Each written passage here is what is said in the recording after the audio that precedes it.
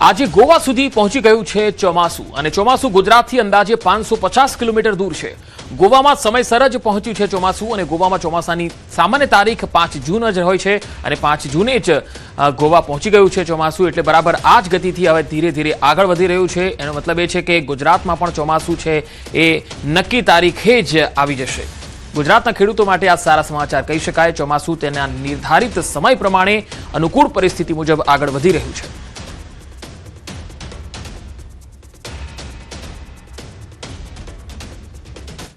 હવામાન વિભાગની આગાહી છે 10 જૂન સુધી હવામાન વિભાગે આગાહી કરી છે ગુજરાત અને સૌરાષ્ટ્રના કેટલાક ભાગોમાં હળવો વરસાદ પડી શકે છે। પવનની ગતિ 40 થી 50 કિલોમીટર પ્રતિ કલાકની રહી શકે। દરિયાઈ વિસ્તારમાં 20 થી 25 કિલોમીટર પ્રતિ કલાકની ઝડપ રહી શકે।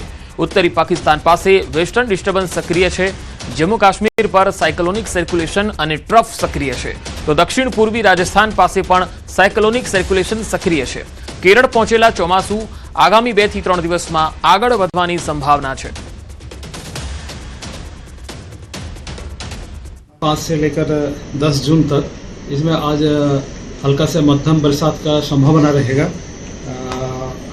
गुजरात रीजन में और जो सौराष्ट्र कच्छ की दक्षिण और दक्षिण पूर्वी जो जिला है इसमें हल्का से मध्यम बरसात का संभावना रहेगा। इसके साथ आपका थंडरस्टॉर्म का भी वार्निंग दिया गया है। मेघ गर्जना के साथ बिजली गिरने का संभावना रहेगा। जो विंड स्पीड हवा का झोंका जो रहेगा 40 से 50 किलोमीटर प्रति घंटा होने का संभावना रहेगा। उसके आगे हल्का से मध्यम बरसात का संभावना रहेगा दोनों क्षेत्रों में गुजरात रीजन और सौराष्ट्र कच्छ का। अभी तो गुजरात के लिए स्पेसिफिक डेट नहीं बताया गया है लेकिन जो नॉर्मल डेट्स है 15 जून गुजरात में ऑनसेट का नॉर्मल डेट्स है। अभी जो अनुकूल परिस्थितियां बना हुआ है अगले 2-3 दिन में मानसून का आगे बढ़ने का स्थिति बनी हुई है। રાજકોટના ગોંડલ નજીક તળાવમાં બાળકો ડૂબી જવાથી 3 બાળકોના મૃત્યુ થઈ ગયા છે। એક બાળકની હાલત ગંભીર બતાવાઈ રહી છે। રાજકોટ જિલ્લાના શેમડા ગામનો આ બનાવ છે। ગામ નજીક આવેલા તળાવમાં ડૂબી જવાથી 3 માસૂમ કૌટુંબિક ભાઈ બહેનના મોત નીપજ્યા છે જ્યારે અન્ય એક બાળકની હાલત ગંભીર હોવાનું જાણવા મળ્યું। મધ્યપ્રદેશના જાંબુઆ જિલ્લાના વતની શ્રમજીવી પરિવાર શેમડા ગામે એક ખેડૂતની વાડીમાં મજૂરી કામકાજ માટે રહેતો હતો। શુક્રવારે બપોર દરમિયાન બાળકો વાડીથી થોડે દૂર આવેલા તળાવ પાસે રમવા ગયા અને રમતા રમતા 4 બાળકો તળાવના ઊંડા પાણીમાં ગરકાવ થઈ ગયા। આ ઘટનાની જાણ થતાં જ વાડી માલિક પરિવારજનો અને સ્થાનિક લોકો તાત્કાલિક સ્થળ પર દોડી આવ્યા। સ્થાનિક તરવૈયાઓની મદદથી બાળકોને પાણીમાંથી બહાર કાઢવામાં આવ્યા। ખાનગી વાહન મારફતે ગોંડલની ખાનગી હોસ્પિટલમાં ખસેડાયા હતા।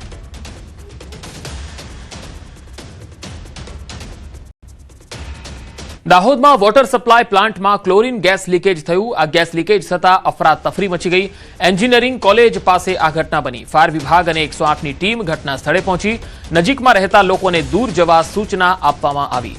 લીકેજ બંધ કરવાની કામગીરી હાથ ધરાઈ છે। એક કર્મચારીને ચક્કર આવતા સારવાર માટે ખસેડાયા હતા।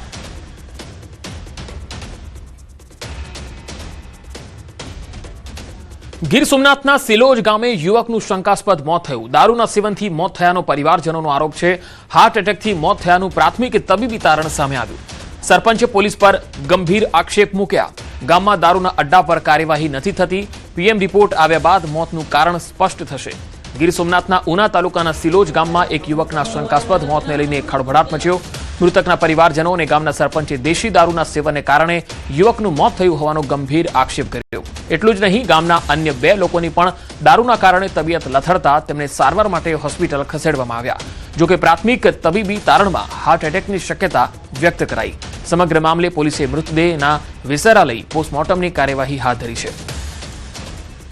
તો અહીંયા જે રીતે સરપંચે આરોપ મૂક્યા છે કે ગામમાં દેશી દારૂના અડ્ડા પણ ધમધમી રહ્યા છે। આ દારૂથી જ મારા ધણીનું મોત થયું છે। મારે નાના નાના બસા છે। હવે હું કા કામમાં જામ ને શું કરું? આ દારૂ વેચવાનું બંધ કરજો ને મારા ધણી અમારા સિલોજ ગામમાંથી દારૂ પીતા હતા ને હજી કાલેથી તો કેરીઓમાં આવ્યા હતા ને કાલ હજી સવારે મારો છોકરો લઈને હજી ને ગામમાંથી આવ્યો હતા પાછા વયા જતા નાથી દારૂ પીધો। સિલોજ ગામમાંથી દારૂ પીધો બીજે કઈથી પીધો નથી। સિલોજ ગામના વતની ભાણાભાઈ મેણસીભાઈ સોલંકી નું હોસ્પિટલ ખાતે મરણ ગયેલ છે। એમાં ડીઓમાં ડોક્ટરશ્રીએ લખાવેલું છે કે હાર્ટ એટેક આવવાથી મરણ ગયેલ છે। એટલે પ્રાથમિક ડોક્ટરે જે તપાસ કરી છે એમાં હાર્ટ એટેક હોવાની શક્યતા છે। એટલે એ બાબતે એડી ઉના પોલીસ સ્ટેશન ખાતે દાખલ કરવામાં આવ્યું છે. એનું મરણ જનારની લાશનું પીએમ કરાવવામાં આવેલું છે અને સાચું કારણ જે છે એ પીએમમાં જે કોઝ ઓફ ડેથ આવશે એના આધારે આપણે નક્કી કરી શકીશું. રાજકોટમાં ધીરેન્દ્ર શાસ્ત્રીનું રાજકોટમાં આગમન થયું. ધીરેન્દ્ર શાસ્ત્રીએ ચેલેન્જ આપનારાઓને જવાબ આપ્યો. દરેક જગ્યાએ માતા સીતા કરતાં પણ વધુ અમારી પરીક્ષા લેવાઈ રહી છે. અમે હિન્દુ રાષ્ટ્ર બનાવવા અને ધર્માંતરણ રોકવાનું કામ કરીએ છીએ અને એટલે અમારા પર ટિપ્પણીઓ થાય છે. ધીરેન્દ્ર શાસ્ત્રીએ કહ્યું કે અમારા પર ટિપ્પણી કરવાવાળાને થેન્ક યુ. हमको ये मिलते रहते हैं हर जगह. माता सीता से ज्यादा हमारी परीक्षा होती है. हर जगह लोग देते रहते हैं, तो उसके लिए हम यही कहेंगे जो लोग हम पर टिप्पणियां करते हैं कभी उन पर भी टिप्पणियां करें. जो देश को गजवाए हिंद बनाना चाहते हैं, जो देश में लव जिहाद फैलाते हैं. हम तो धर्मांतरण रोक रहे हैं. हम पर इसलिए टिप्पणियां करते हैं क्योंकि हम हिंदू राष्ट्र बनाने की बात करते हैं और धर्मांतरण रोकने की बात करते हैं. तो जो हम पर टिप्पणियां करते हैं हम उनको कहेंगे बहुत बहुत धन्यवाद. Same to you. सांसद मनसुख वसावानी आदिवासीओने सलाह. केमिकलना दारू करता घरे बनावेलो महुडानो दारू पीवो. दारू जाते बनावीने दवा तरीके उपयोग करो. डॉक्टर पण आरोग्य माटे दारू पीवानी सलाह आपे छे. सारा प्रकारनो दारू पीवानी सलाह आपे छे. काजू पिस्तामांथी बनेला दारूनुं सेवन करो. विदेशी दारूमां केमिकल नाखवामां आवे छे. विदेशी दारूने स्ट्रोंग बनाववा माटे केमिकल वपराय छे. केमिकलवाळो दारू शरीरने खतम करी नाखे छे. आ सांसद एवुं कहे छे. केमिकलयुक्त दारू वेचता बुटलेगरो पर प्रहार कर्या. હું તો કહું કે આપણો બાપ દાદા બહુ વર્ષો કોઈ દેવને કે પછી કોકને ક્યાંક એક કદાચ મોડાનો દારૂ બોલ્યા કોઈ સોશિયલ મીડિયામાં ચલાવજો ને મનસુખભાઈ એવું કહેતા હતા. મનસુખભાઈ એવું કહેતા હતા કોઈ પ્રસંગ હોય, કોઈ વાર તહેવાર હોય, કોઈ દેવને ચડાવવું હોય દારૂ તો ઘરે મોડાનો બનાવો ને તેનો પ્રસાદી તરીકે લો. તો આ મહારાજ છે એવું ના કહેવાય, પણ મારા તરફથી થોડું છૂટ આપું કારણ કે બધું બંધ નથી થવાનું. દિનેશભાઈ બરોબર છે ને? તો મોડાનો દારૂ જાતે બનાવીને દવા તરીકે ઉપયોગ કરો. નર્મદા જિલ્લાના નાંદોદ તાલુકાના ઢોલાર ગામે આદર્શ ગ્રામ વિકાસ સમિતિની પ્રથમ બેઠક દરમિયાન ભરૂચના સાંસદ મનસુખભાઈ વસાવા દ્વારા કરવામાં આવેલા નિવેદનો ચર્ચાનો વિષય બન્યા, જેમાં તેમણે ગ્રામ પંચાયતના નવા મકાન અંગે પણ ચિંતા વ્યક્ત કરી. ઉદ્ઘાટન પહેલા જ મકાનમાં તિરાડો અને બાંધકામની ખામીઓ દેખાતા તેમણે નબળા બાંધકામ માટે મનરેગા યોજના હેઠળ કરવામાં આવેલી કામગીરીને જવાબદાર ઠેરવી અને ગુણવત્તા અંગે પ્રશ્નો ઉઠાવ્યા. તેમણે સોશિયલ મીડિયા પર ભાજપ સરકારની કામગીરી અંગે સતત સવાલ ઉઠાવતા વિપક્ષી નેતાઓ પર પણ નિશાન તાક્યું. તેમણે કહ્યું કે કેટલાક લોકોને રાજકારણનો ર પણ ખબર નથી, છતાં સોશિયલ મીડિયામાં ગેરમાર્ગે દોરતી વાતો કરે છે. આજકાલના આવેલાને રાજકારણનો ર ની ખબર નથી, રાજકારણનો ર ખબર નથી. એવા લોકો ટીકા ટિપ્પણી કે ભાજપ શું કર્યું, ભાજપ શું કરે, એટલે ભાજપે શું કર્યું એટલે તમને ખબર ના પડે, હજુ તમને ખ્યાલ નથી. અને હવે વાલીઓ માટે મોટા રાહતના સમાચાર. રાજ્યમાં પાઠ્યપુસ્તકોના ભાવ નહીં વધે. પાઠ્યપુસ્તક બોર્ડ તરફથી આ નિર્ણય કરાયો છે. શાળા પાઠ્યપુસ્તક મંડળના કાર્યવાહક અધ્યક્ષે નિવેદન આપ્યું. કાગળ સહિતના કાચા માલના ભાવ વધવા છતાં પાઠ્યપુસ્તકોમાં નહીં કરાય ભાવ વધારો. બોર્ડના પુસ્તકો જૂના ભાવથી જ ઉપલબ્ધ કરાવાશે. મંડળની અધિકૃત વેબસાઇટ પર ઈ પુસ્તક કરાયા છે અપલોડ. વિદ્યાર્થીઓ ઓનલાઈન માધ્યમથી વિનામૂલ્યે પુસ્તકો મેળવી શકશે.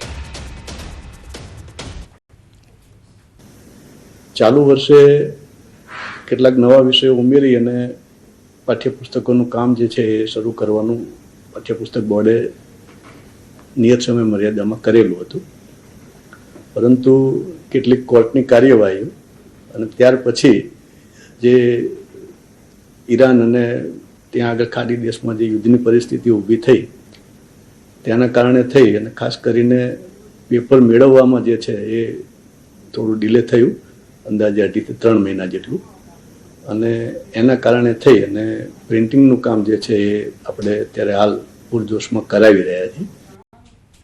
ભાવનગરમાં કારમાં ભભૂકી ભીષણ આગ. પાનવાડી વિસ્તારમાં કારમાં અચાનક આગ લાગી.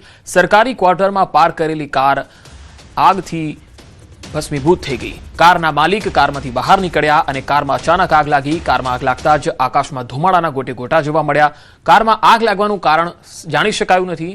જોકે આગ લાગવાથી આખી કાર બળીને રાખ થઈ ગઈ. તો તસવીરોમાં તમે જોઈ શકો છો ભાવનગરનો આ બનાવ છે, જ્યાં કારનો માલિક કારની બહાર નીકળે છે અને થોડી જ વારમાં આ પાનવાડી વિસ્તારમાં ઊભી રહેલી આ કાર અચાનક આગથી ભસ્મીભૂત થઈ જાય છે અને આગ એટલી વિકરાળ થઈ જાય છે કે આખી કાર છે એ સ્વાહા થઈ જાય છે. ભરૂચના રાજપાયડી પાસે ટ્રકમાં ભીષણ આગ લાગી. અહીંયા પેટ્રોલ પંપ નજીક ટ્રકમાં આગ લાગતા દોડધામ મચી. ભરૂચ જિલ્લાના રાજપાયડી વિસ્તારમાં આવેલા ઇન્ડિયન પેટ્રોલ પંપ નજીક એક ટ્રકમાં અચાનક ભીષણ આગ લાગતા અફરાતફરી મચી. પેટ્રોલ પંપની બાજુમાં જ આગ લાગતા આસપાસના લોકો અને વાહન ચાલકોમાં ભય ફેલાયો. આગની જાણ થતાં સ્થાનિક લોકો અને ફાયર વિભાગને તાત્કાલિક જાણ કરાઈ. ઘટના સ્થળે પહોંચેલી ફાયર બ્રિગેડની ટીમે ભારે જહેમત બાદ આગ પર કાબુ મેળવ્યો હતો. જૂનાગઢનું પ્રાચીન અને આસ્થાનું કેન્દ્ર ગણાતું ભવનાથ મહાદેવ મંદિર ફરી એકવાર વિવાદના વંટોળમાં ઘેરાઈ ગયું છે.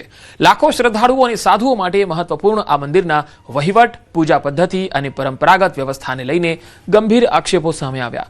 શિવગીરી બાપુ સહિતના સાધુઓ દ્વારા મંદિરમાં વ્યવસ્થાપન, પૂજાવિધિ અને પરંપરાના પાલનને લઈને પ્રશ્નો ઉઠાવવામાં આવ્યા.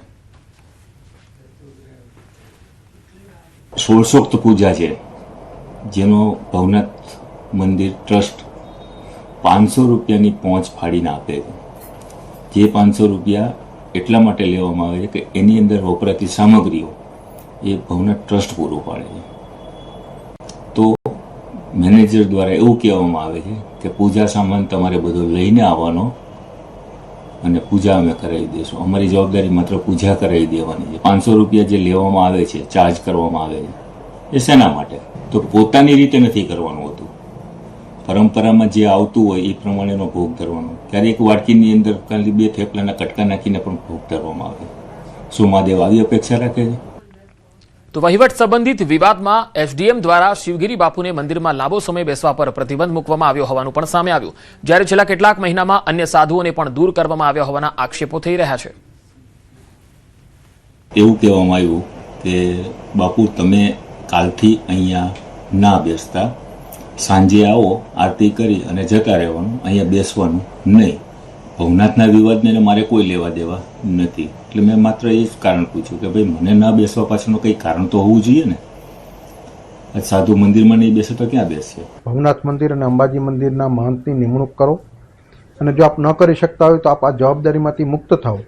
કારણ કે ધર્મસત્તામાં જ્યારે તંત્ર અને રાજસત્તા ઇન્ટરફિયર કરવા મળે ત્યારે હંમેશા મારો સનાતન ધર્મને નુકસાન ગયું હોય. પૂજારીઓને નિમણૂક થઈ જાય છે, જાણ્યા પૂજા વગરના કોઈના પોતાના મનચાહ લોકોની નિમણૂક થઈ જાય છે, અને પૂજારીઓ અમારી જે ધર્મની પરંપરાઓ છે એમાં ક્યાંક ને ક્યાંક અઘટિત કૃત્ય કરે છે, જેના કારણે લાગણીઓ દુભાતી હોય.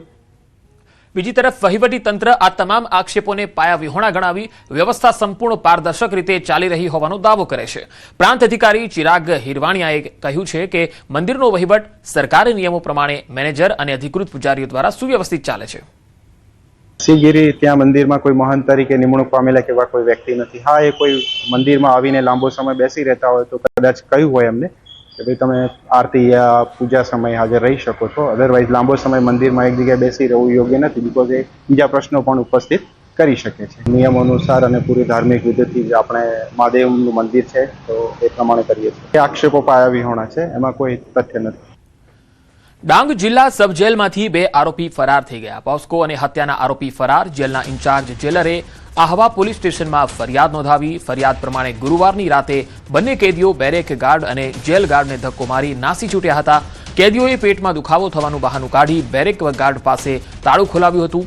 બેરેકથી નીકળ્યા બાદ જેલના મેઇન ગેટ ઉપર તાળું ન હોય બંને કેદીઓ ગાર્ડને ધક્કો મારી નાસી છૂટ્યા.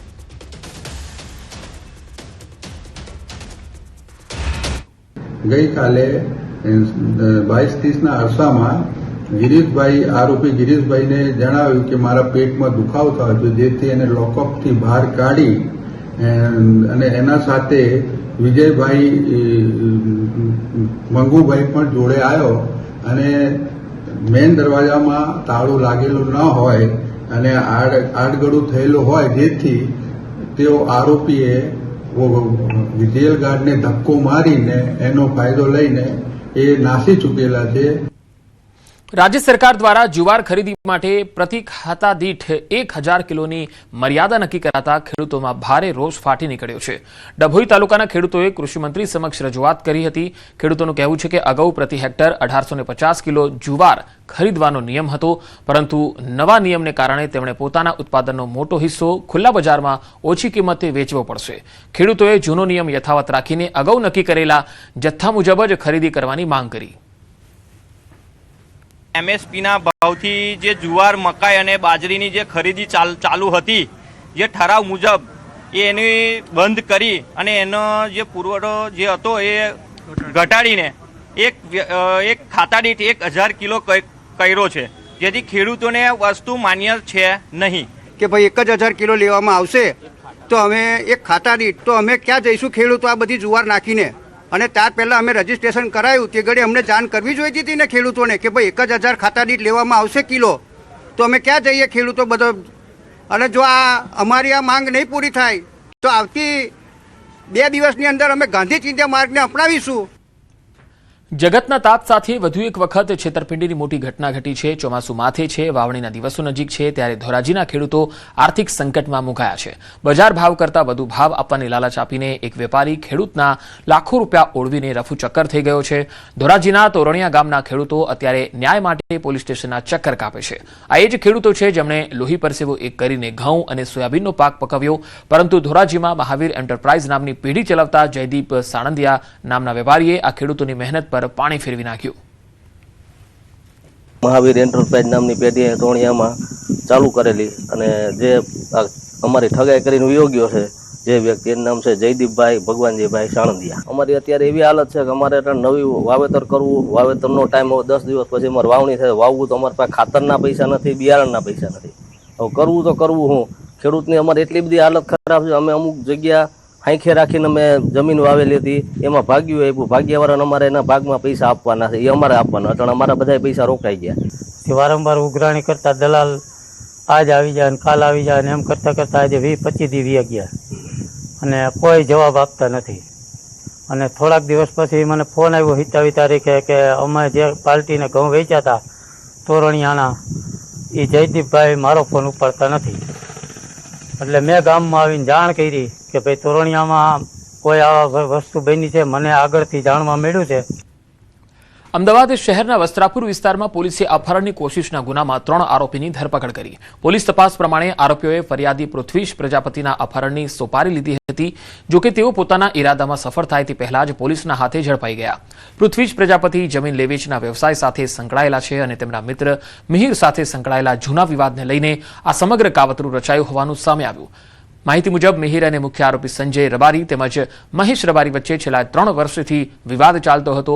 3 વર્ષ પહેલા મણિનગર વિસ્તારમાં થયેલી બબાલ બાદ સમાધાન માટે પૃથ્વીશને બોલાવાયો, પરંતુ તેઓ હાજર રહ્યા ન હોવાથી તેમની સામે અદાવત રાખી સંજય રબારીએ ઝડપાયેલા આરોપીઓ તથા ફરાર આરોપી દશરથ રાઠોડને અપહરણની જવાબદારી સોંપી હતી. આરોપીઓના તમામ ખર્ચની વ્યવસ્થા પણ સંજય રબારી જ કરતો હતો. પોલીસે સીસીટીવી ફૂટેજના આધારે 3 આરોપીઓને ઝડપી લીધા, જ્યારે મુખ્ય આરોપીઓ હજુ ફરાર હોવાથી તેમની શોધખોળ ચાલુ છે. સાથે જ મિહિર અને મુખ્ય આરોપીઓ વચ્ચેના મૂળ વિવાદની હકીકત જાણવા પોલીસે તપાસ હાથ ધરી છે. કૌશિક ભીલ સામે અગાઉ અમરાઈવાડી પોલીસ સ્ટેશનમાં દારૂ સંબંધિત 2 ગુનાઓ નોંધાયેલા હોવાનું પણ સામે આવ્યું છે.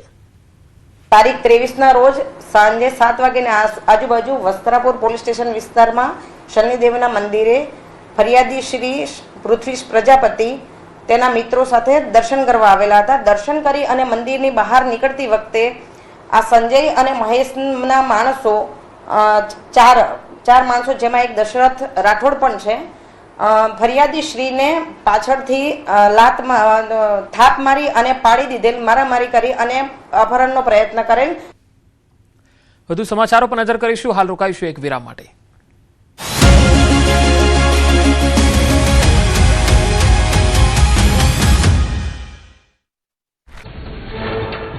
કેરળમાં ચોમાસાના શ્રી ગણેશ સામાન્ય કરતા 3 દિવસ મોડું બેઠું ચોમાસું છેક કર્ણાટક સુધી પહોંચી ગયું ચોમાસું. કેરળમાં ચોમાસાના શુભારંભથી ખેડૂતો ખુશ, હવે દેશના અન્ય ભાગોમાં આગળ વધશે ચોમાસું.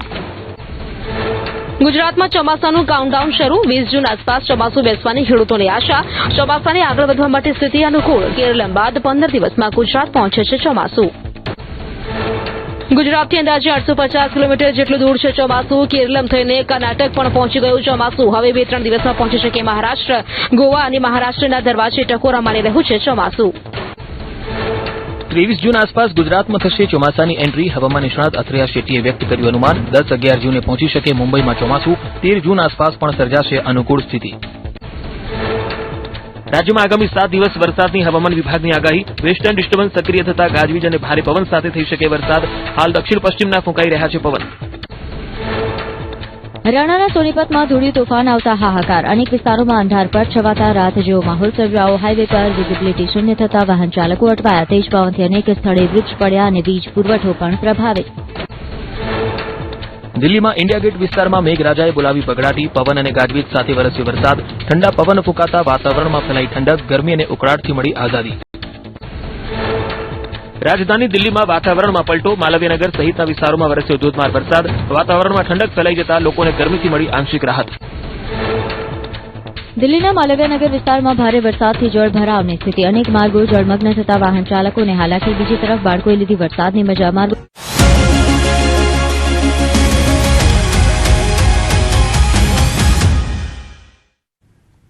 Welcome back. કેન્દ્રીય ગૃહ અને સહકાર મંત્રી અમિત શાહે વિશ્વ પર્યાવરણ દિવસ નિમિત્તે ત્રિપુરાની રાજધાની અગરતલામાં વૃક્ષારોપણ અભિયાનનો પ્રારંભ કરાવ્યો.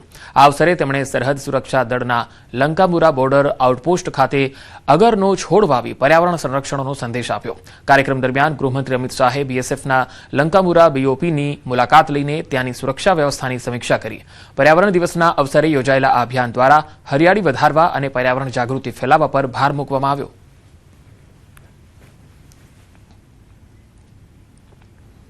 સુરત ખાતે પ્રધાનમંત્રી નરેન્દ્ર મોદીના એક દિવસીય પ્રવાસ દરમિયાન નેતાઓની અનોખી પહેલ. પદયાત્રા અને શેરિંગ વાહનો દ્વારા ઈંધણ બચતનો સંદેશ આપ્યો. એવી બાઇક સાથે 100 એવી બાઇક સાથે 2 એવી કાર સાથે અને બાકી પદયાત્રા સાથે અમે જોડાયા છે. અલગ અલગ જગ્યાથી લોકો અમારી સાથે જોડાતા ગયા અને એ જ બતાવે છે કે માનનીય પ્રધાનમંત્રી શ્રી નરેન્દ્ર મોદી સાહેબના આહવાનને લોકો સપોર્ટ કરી રહ્યા છે. લોકો વૈશ્વિક પરિસ્થિતિને પણ સમજે છે. રાજ્યમાં આવ્યા છે, અન્ય રાજ્યમાં ગયા છે ત્યારે હંમેશા લોક ઉપયોગી કાર્યો એમના કરકમળો એમના હસ્તેથી હંમેશા લોકોની સુખાકારી માટે અપાવવામાં આવ્યા છે. આ યાત્રા એ અવિરતપણે વિકાસની આ યાત્રા, વણથંભી વિકાસની યાત્રા એ સમગ્ર ભારત વર્ષમાં મોદી સાહેબના નેતૃત્વમાં ચાલી રહી છે. માનનીય મોદી સાહેબનું આ પવિત્ર તાપીની ધરતી ઉપર પવિત્ર મહાપુરુષનું સ્વાગત છે. સુરતમાં વિકાસ કાર્યોની ભેટ આપ્યા બાદ પીએમ મોદી હવે દમણના પ્રવાસે આવશે. મોદીના આગમનને લઈને દમણ, દાદરાનગર હવેલી અને સિલવાસાના વિદ્યાર્થીઓ મોટી સંખ્યામાં પહોંચ્યા. નવયુવાનોને ભણવા માટે ટેકનોલોજી, સ્માર્ટ સ્કૂલ અને તમામ સુવિધા આપવા બદલ તેઓ તેમની એક ઝલક જોવા આવ્યા છે અને દમણ પહોંચ્યા છે. પીએમના વિકાસના, દેશના કાર્યો અને તેમના માટે કરેલા કાર્યોને લઈને તેઓ પ્રભાવિત પણ છે. તો દમણમાં પીએમના આગમન પહેલા આજે લાઈવ તસવીરો આવી રહી છે તે આપને બતાવી રહ્યા છીએ. દમણથી આ સીધી તસવીરો આવી રહી છે જ્યાં પીએમ મોદી થોડી જ વારમાં અહીંયા પહોંચવાના છે અને બંને તરફ તમે જોઈ શકો છો કે મોટી સંખ્યામાં લોકો પીએમને જોવા માટે પહોંચ્યા છે અને જે સભા સ્થળ છે જ્યાં પીએમ અહીંયા હજારો કરોડોના વિકાસ કામોની પણ ભેટ આપવાના છે. વિદ્યાર્થીઓ અહીંયા પણ મોટી સંખ્યામાં પહોંચ્યા છે. પીએમ મોદી દમણના પ્રવાસે થોડી જ મિનિટોમાં પહોંચવાના છે. દેશના વડાપ્રધાન થોડીક જ વારમાં દમણ ખાતે પહોંચવાના છે ત્યારે તેમનું સ્વાગત કરવા મોટા પ્રમાણમાં લોકો રસ્તા પર આવી ગયા છે. દ્રશ્યો જોઈ શકાય છે કે અલગ અલગ જગ્યા ઉપર અલગ અલગ સમાજના લોકો તેમનું સ્વાગત કરવાના છે. ત્યારે દમણના મસાજ ચોક ખાતે જોઈ શકાય છે દ્રશ્યમાં કે રાજસ્થાની સમાજના લોકો પોતાના પારંપરિક પહેરવેશમાં અને ખાસ કરીને જે પ્રકારે ફેટા છે તે ફેટા બાંધીને તેઓ પહોંચ્યા છે. ખાસ કરીને એક સ્ટેજ બનાવવામાં આવ્યું છે કે ત્યાં દેશના વડાપ્રધાનનું તેઓ દ્વારા સ્વાગત, અભિવાદન કરવામાં આવશે અને જે પ્રકારે અહીંયા જોઈ શકાય છે નાનાથી મોટા હોય, તમામ મહિલા હોય, બાળકો હોય, મોટી સંખ્યામાં પહોંચ્યા છે. ચોક્કસ તાપમાન 40 ડિગ્રી છે પણ દેશના યશસ્વી વડાપ્રધાનની એક ઝલક મેળવવા માટે લોકો છેલ્લા કેટલાક કલાકોથી લાઇનમાં લાગેલા છે. દ્રશ્ય જોઈ શકાય છે. ઘણા બધા મિત્રો છે, આપણે સીધા એમની સાથે વાત કરીશું. ક્યાં નામ है आपका? सागर भाई, पिछले कई घंटों से खड़े हो, धूप है, भाई साहब लगती नहीं है आज तो धूप है कहाँ, आज तो धूप हमारे को लगती नहीं है. मोदी जी आ रहे हैं, इतनी बड़ी हमारे एयरपोर्ट का उद्घाटन कर रहे हैं, नए हॉस्पिटल का उद्घाटन कर रहे हैं, सिग्नेचर ब्रिज का कर रहे हैं, तो हमारे को धूप तो लगती रही है, आज तो धूप है ही नहीं. कितना फायदा होगा दमन में रहने वाले लोगों को? बहुत सा फायदा हो जाएगा. दमन इतनी हमारे को एयरपोर्ट के लिए सूरत जाना पड़ता था या बॉम्बे जाना पड़ता था, अब हमारे को दमन से डायरेक्ट फ्लाइट मिल जाएगी यहाँ से। चलिए दूसरे भाई साहब, आपका नाम? मेरा नाम संपादक जटाशंकर शर्मा है। संभाजी जी कितने साल से दमन में रहते हो? मैं 45 साल से 45 ईयर से यहाँ रहता हूँ और मोदी जी करीब करीब मुझसे परिचित भी हैं। मैंने एक दो बार इंटरव्यू लिया है मोदी जी का, सीएम थे तभी भी लिया है, पहली बार प्रधानमंत्री बन के वलसाड़ आए थे तभी भी 4 मिनट मोदी जी ने मेरे से बात की थी। मैं अपने आप को गौरवान्वित महसूस करता था। इतनी धूप में उनकी राह देख के खड़े हो? बहुत लगाव है मोदी जी से। मोदी जी जैसा हीरा देश को कभी मिलने वाला नहीं है, पहले भी नहीं मिला और आगे भी नहीं मिलने वाला है। एयरपोर्ट का आज लोकार्पण है, हॉस्पिटल का, कितना फायदा होगा दमन वासियों के लिए? काफी फायदा होगा दमन वासियों को ही नहीं, आसपास के लोगों को, 60 किलोमीटर की रेंज में सब लोगों को काफी फायदा होगा। एयरपोर्ट आने से पर्यटन स्थल है ये, तो इसमें कितना नहीं, लोगों को काफी फायदा होगा, काफी पर्यटक यहाँ आएगा, पर्यटक लोग यहाँ आएंगे अधिक संख्या में, तो दमणवासियों को काफी फायदा होगा। રાજ્યસભાના ઉમેદવાર તરીકે નામ જાહેર થયા બાદ જીતેન્દ્ર કણઝારિયાનું ખંભાળિયામાં ભવ્ય સ્વાગત થયું। જિલ્લા ભાજપ કાર્યાલય ખાતે પાર્ટીના કાર્યકર્તાઓ અને આગેવાનો દ્વારા તેમને ઉષ્માભર્યો આવકાર આપવામાં આવ્યો, જેમાં મોટી સંખ્યામાં કાર્યકર્તાઓ ઉપસ્થિત રહી ઉજવણીનો માહોલ સર્જાયો। આ પ્રસંગે જીતેન્દ્ર કણઝારિયાએ ભારતીય જનતા પાર્ટીનો આભાર વ્યક્ત કર્યો। તેમણે પક્ષે સોંપેલી જવાબદારી સંપૂર્ણ નિષ્ઠા અને સમર્પણ સાથે નિભાવવાની પ્રતિબદ્ધતા વ્યક્ત કરી। રાજ્ય અને દેશના વિકાસ માટે સતત કાર્ય કરવાની વાત સાથે તેમણે કાર્યકર્તાઓ તરફથી મળેલા પ્રેમ અને સમર્થન બદલ આભાર માન્યો। આવીને આવી જવાબદારી નાના કાર્યકર્તાને જે એક ભારતીય જનતા પાર્ટી જ એવી છે કે એક સામાન્ય માણસને નીચેથી ઉપર સુધી એક છેવાડાના જિલ્લા, છેવાડાના ગામથી ગોતી અને પાર્ટી સન્માન આપતી હોય છે। એના માટે હું ભારતીય જનતા પાર્ટીનો ખૂબ ખૂબ આભાર માનું છું।